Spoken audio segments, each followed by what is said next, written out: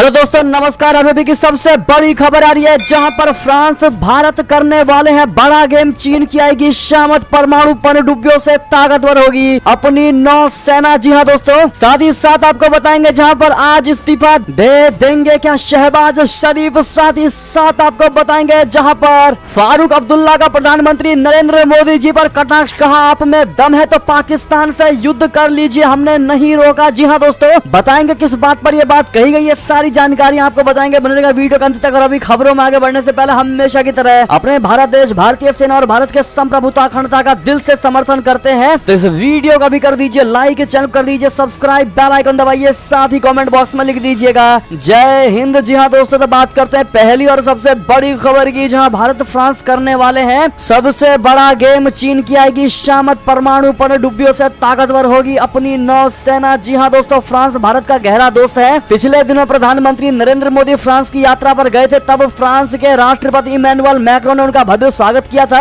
इस यात्रा के बाद दोनों देश और करीब आए थे, साथ ही दोनों देश रक्षा सौदे पर अहम समझौतों पर भी सहमत हुए हैं। इसी बीच खबर है कि भारत और फ्रांस के बीच एक दो नहीं बल्कि 6 परमाणु सबमरीन को लेकर बातचीत की जा रही है। ये खबर चीन की नींद उड़ाने के लिए काफी है। ये 6 परमाणु पनडुब्बियां भारत के नौसैनिक बेड़े में शामिल होती है तो भारतीय नौसेना की शक्ति में क्रांतिकारी इजाफा होगा। चीन की हिंद महासागर में बढ़ती अवैध गतिविधियां और पश्चिमी में अरब सागर में पाकिस्तान की चुनौतियों के बीच भारतीय नौसेना को परमाणु पनडुब्बियों की सख्त आवश्यकता है। सूत्रों की माने तो पिछले 4 साल से यह प्रस्ताव सरकार की मंजूरी न मिलने की वजह से अटका हुआ था। इसकी वजह से चुनौतियां काफी बढ़ गई थी। अब इस पर दोनों देशों में बात की जा रही है। जी हां, भारत के पास रशिया की अकूला क्लास की परमाणु पनडुब्बी थी, जिसे लीज पर लिया गया था। साल 2021 में इसकी लीज भी खत्म हो गई। ऐसे में इस समय नौसेना के पास कोई भी परमाणु पनडुब्बी नहीं है। इस कमी को दूर करने के लिए ही भारत ने फ्रांस के साथ बातचीत शुरू की है। इस बातचीत में उन संभावनाओं को तलाशा जा रहा है जो 6 परमाणु पनडुब्बी का निर्माण करने से जुड़ी हुई है। हिंद महासागर में चीन लगातार चुनौती बनता जा रहा है, कभी अपने जासूसी जहाज तो कभी हिंद महासागर के देशों पर अपने बेड़े बनाने की कुत्सित मानसिकता के बीच भारत को अपनी नौसेना की ताकत और बढ़ाने की आवश्यकता रही है। जी हाँ दोस्तों, ऐसे में फ्रांस से 6 पनडुब्बियों को लेकर बातचीत एक सक्रिय कदम है। ऐसे में अपनी भारतीय नौसेना को ऑल द बेस्ट आप लोग जरूर कहिएगा कमेंट के माध्यम से। चलते हैं अगली खबर की तरफ, जहां पाकिस्तान के प्रधानमंत्री शहबाज शरीफ आज दे सकते हैं इस्तीफा। क्या है बड़ी वजह बता दें। पाकिस्तान के प्रधानमंत्री शहबाज शरीफ आज यानी बुधवार 9 अगस्त को अपना पद छोड़ सकते हैं। पीटीआई की रिपोर्ट के मुताबिक उनके नेतृत्व वाली गठबंधन सरकार पाकिस्तान की नेशनल असेंबली को समय से पहले भंग करने के लिए तैयार है। इस साल के अंत में पाकिस्तान में आम चुनाव होने वाले हैं। इसके लिए गठबंधन वाली सरकार को अतिरिक्त समय चाहिए। संसद के निचले सदन का 5 साल का कार्यकाल 12 अगस्त को समाप्त हो रहा है। हालांकि इसके बावजूद प्रधानमंत्री शरीफ इसे 9 अगस्त को ही भंग कर सकते हैं। इसके लिए वो सबसे पहले राष्ट्रपति आरिफ अलवी से मुलाकात कर सलाह मशविरा करेंगे। अगर राष्ट्रपति उनकी सलाह मानने में टाल मटोल करते हैं तो पीएम के फैसले के 48 घंटों के भीतर संसद भंग कर दी जाएगी। ये अंदेशा है कि राष्ट्रपति अलवी नेशनल असेंबली भंग करने की अधिसूचना तुरंत जारी करने से इनकार कर सकते हैं। यही कारण है कि नेशनल असेंबली भंग करने की सलाह 3 दिन पहले दी जा रही है, ताकि राष्ट्रपति के इस पर सहमत होने से इनकार करने की स्थिति में भी सदन अपना कार्यकाल पूरा होने से पहले भंग हो जाए। जी हाँ दोस्तों, साथ ही साथ अगली खबर की बात करते हैं, जहां पर जम्मू कश्मीर से सबसे बड़ी खबर, एलओसी पर पकड़ा गया घुसपैठिया अफगान नागरिक है। जी हाँ, अधिकारी ने कहा उससे पूछताछ जारी है। बता दें 15 अगस्त से पहले भारत पाकिस्तान बॉर्डर पर सुरक्षा बलों को बड़ी कामयाबी मिली है। जम्मू कश्मीर के पुंछ जिले में नियंत्रण रेखा के पास सेना ने एक घुसपैठिया को गिरफ्तार किया है। अधिकारियों ने बताया है कि 2 दिन पहले गिरफ्तार हुआ यह घुसपैठिया एक अफगान नागरिक है, जिसका बायां पैर खराब है। करीब 20 साल के अब्दुल वाहिद को इससे पहले पाकिस्तान के कब्जे वाले कश्मीर यानी पीओके का निवासी माना जा रहा था। वाहिद अनजाने में भारतीय सीमा की ओर घुस आया था। इसके बाद सेना ने उसे सोमवार को बालाकोट सेक्टर में सीमाई बाढ़ से पहले डाबी बसूनी गांव में पकड़ा था। पुलिस के एक अधिकारी ने कहा कि वाहिद को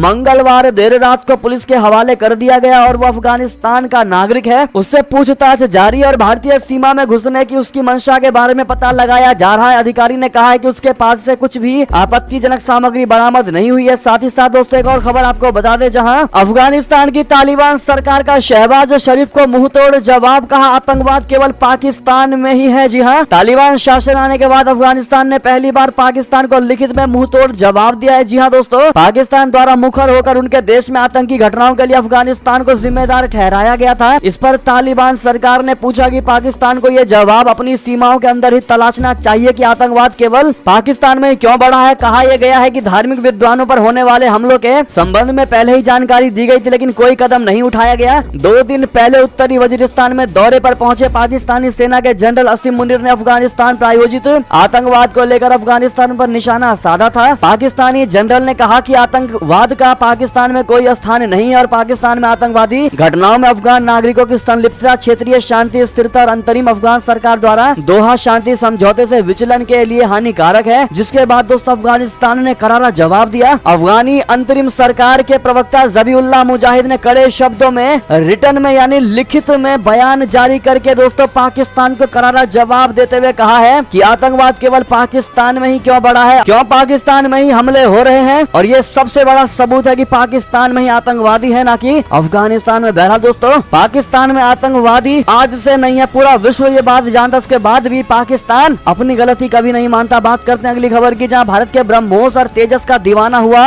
अमेरिका का ये पड़ोसी देश बड़े पैमाने पर करने जा रहा है खरीद। बता दें भारत ने दुनिया में आगे बढ़ने का अपना टारगेट सेट कर लिया है। वो अब हथियारों के निर्माण के मामले में न केवल आत्मनिर्भर होना चाहता है बल्कि हथियार निर्यात में भी अपना दबदबा बनाना चाहता है। पिछले कुछ सालों में शुरू हुए इन बदलावों का असर भी देखने को मिला है और कई देश अब भारत में बने हथियारों में रुचि दिखा रहे हैं। अब लैटिन अमेरिकी देश अर्जेंटीना ने भारत में बने दुनिया के सबसे हल्के लड़ाकू विमान बोले तो तेजस और दुनिया की सबसे तेज स्पीड से अटैक करने वाली सुपरसोनिक मिसाइल ब्रह्मोस को खरीदने में दिलचस्पी दिखाई है। जी हाँ दोस्तों, मीडिया रिपोर्ट के मुताबिक अर्जेंटीना के रक्षा मंत्री जॉर्ज एनरिक तयाना ने पिछले महीने भारत का दौरा किया था। इस दौरान उन्होंने तेजस और ब्रह्मोस बनाने वाले निर्माण केंद्रों का दौरा किया था। वे दुनिया के सबसे खतरनाक हथियारों की क्षमताओं को जानकर हैरान रह गए। जी हाँ दोस्तों, और वाकई में भारत के इस ब्रह्मोस और तेजस का दीवाना हो गया अर्जेंटीना। और दोस्तों वो दिन अब दूर नहीं जब पूरा ब्रह्मांड भारत के कदम चूमेगा। अगर आप भी मानते हैं और आपको भी गर्व है भारतीय होने पर तो कमेंट में मेरा भारत महान और लॉन्ग लिव मोदी जी